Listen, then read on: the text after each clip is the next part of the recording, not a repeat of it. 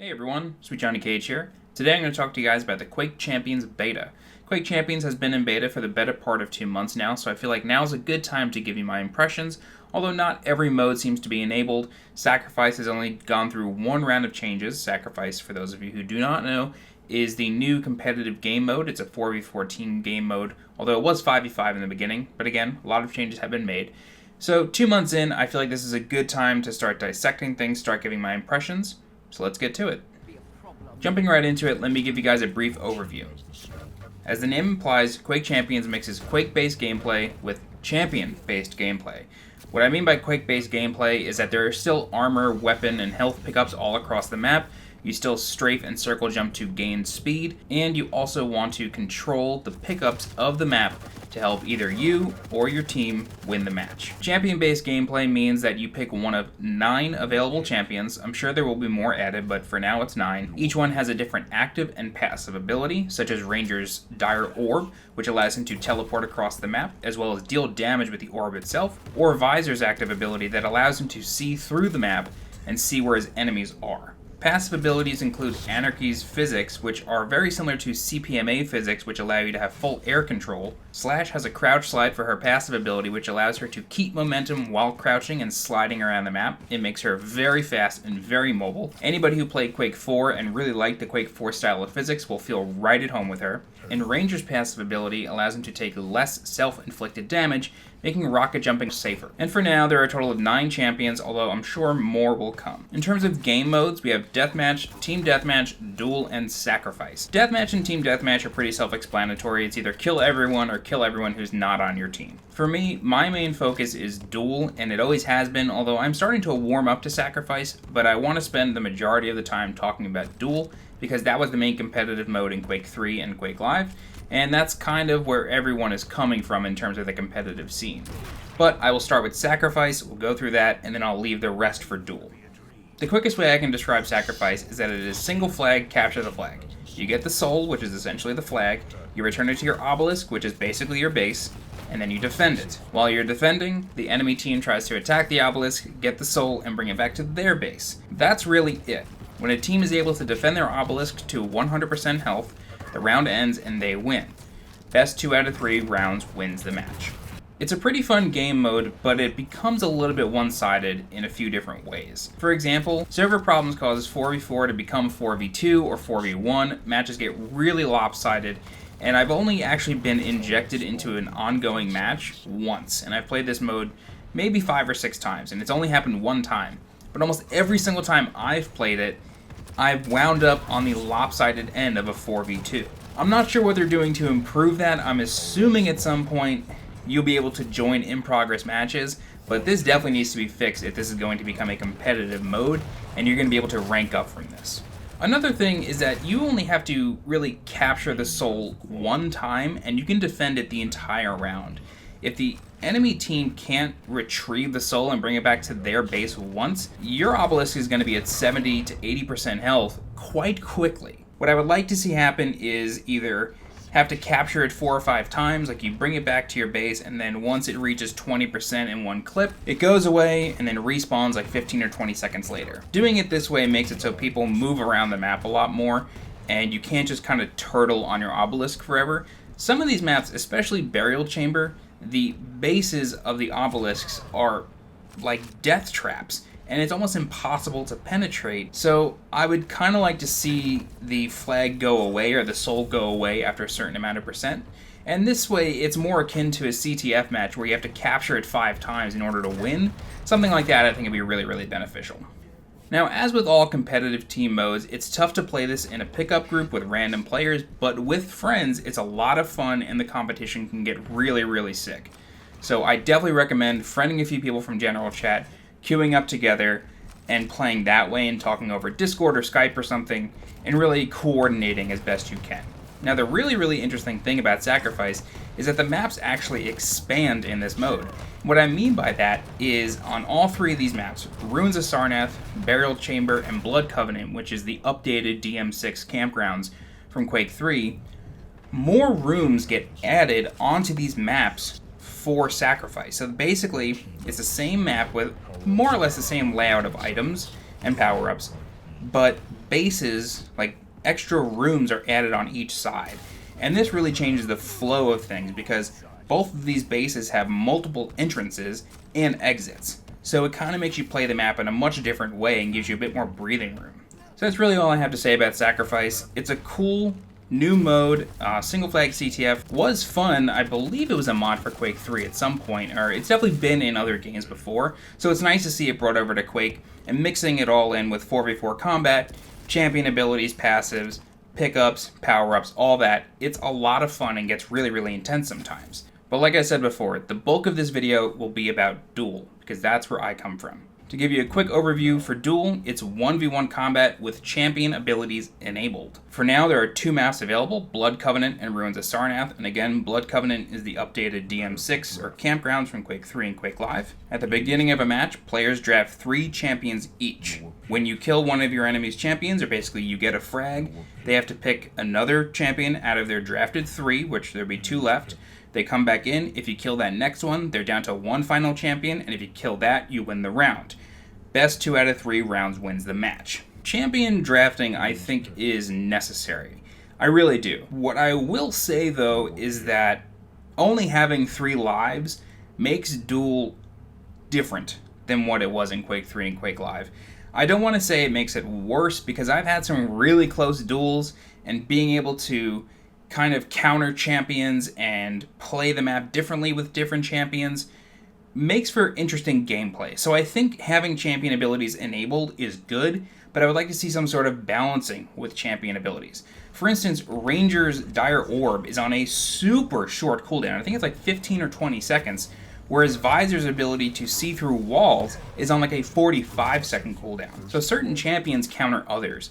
Visor is able to see through walls. Nyx is able to turn invisible, although while she's invisible, she can't shoot or pick anything up. Visor is able to see Nyx while she's invisible, or at least see an outline of her, but he can't actually shoot her until she becomes visible. Visor counters Nyx, but you would think that since they are counters to each other, their abilities would be on the same cooldown. They're not. Nyx is able to go invisible a bit more frequently than Visor is able to see. There have certainly been duels where Nyx goes invisible, I pop my ability as Visor, I can start seeing her, I can track her, I can anticipate when she pops out of invisibility, shoot a rocket, to where she's going to be, and kind of balance out that match.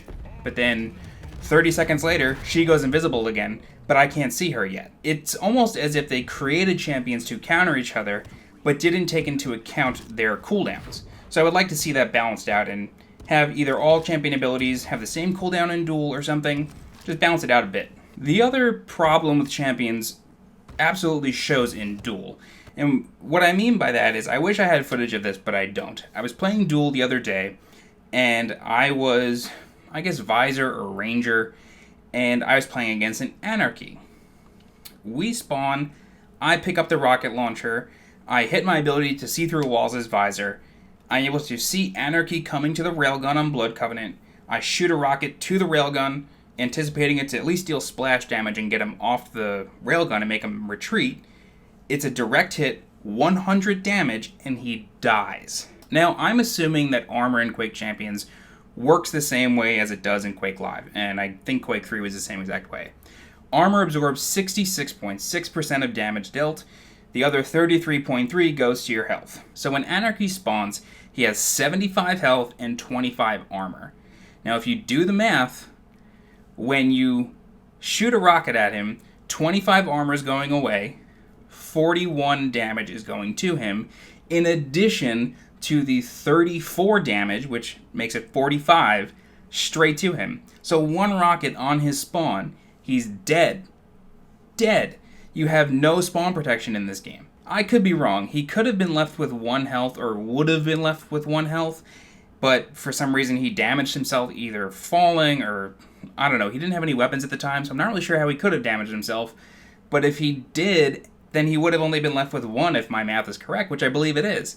And I don't mean to harp on the mathematics, but I just kind of want to make it clear to you that having such low base health that you spawn with, and a weapon as powerful as a rocket launcher, which deals 100 damage on a direct hit, means that you're going to get popped instantly, insta-gibbed. There's no recourse to that. I guess I would just like to see either his value brought up, his base health and armor brought up, or spawn protection or something, because Anarchy players in Duel, with the CPMA physics, he seems really cool with the health injection active, which brings him back up to full health. It seems like a really, really cool champion to play, but when you get hit with one rocket and die, it almost seems like there's no point in playing him. The other change to Duel from Quake Live that I want to definitely address is the fact that the major item pickups are both 30-second cooldowns each, so both the Mega Health and the Armor Jacket, I'm going to call it, both have a 30-second respawn time. In Quake Live, it was 25 seconds for armor pickups and 35 seconds for Mega Health. This made it so if both items are picked up at the same time, and were picked up basically on time every single time after that, they would not spawn again at the same time until about the 5-minute mark of a 10-minute duel. Having Duel now be 5 minutes with 30-second respawn times, it forces you to fight more often and takes less emphasis off of map control. Or, I don't want to say less emphasis off of map control, but it makes it so you're moving around the map a bit more and trying to control these items faster. It makes it so you're going to run into your opponent more often. I don't know if this is a good or bad change. Having 5-minute duels is one thing. It's better than Quake 3's original 15-minute duels, and Quake Live's 10-minute duels could sometimes go on for a while. Mixing that with 30-second cooldowns forces you to fight more, and that's definitely what id is trying to do. They want you to fight more, they want you to see each other more, they want you to use abilities more. But coming off of 10 plus years of Duel, 1999 Quake 3 came out.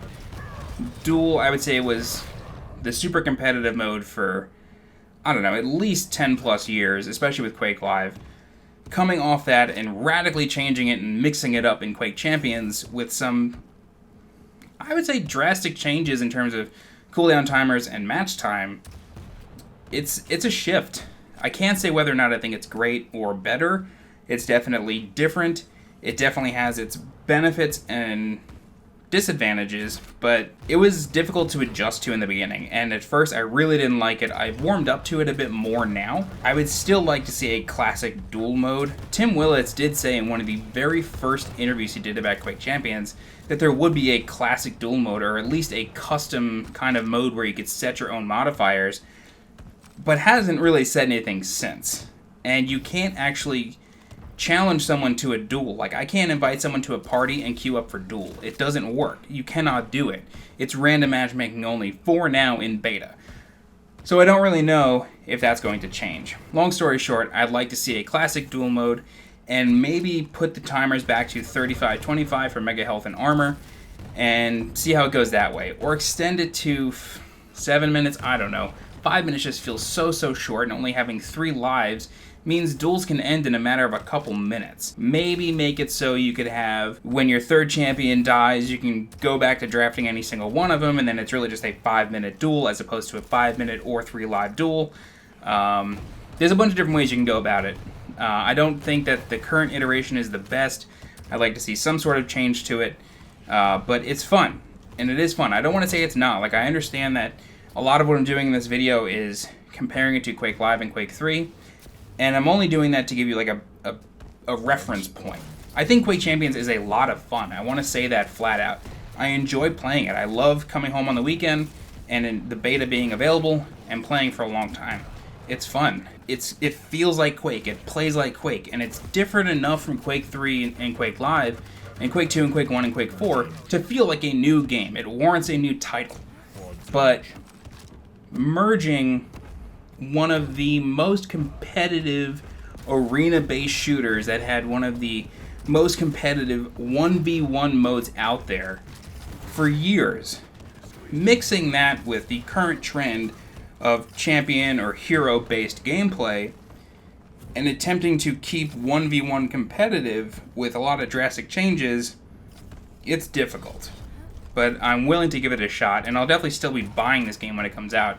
But it's an interesting balance that it is trying to strike right now. So that's really it for Duel. Long story short, I like it. I still play it. I still want to play it.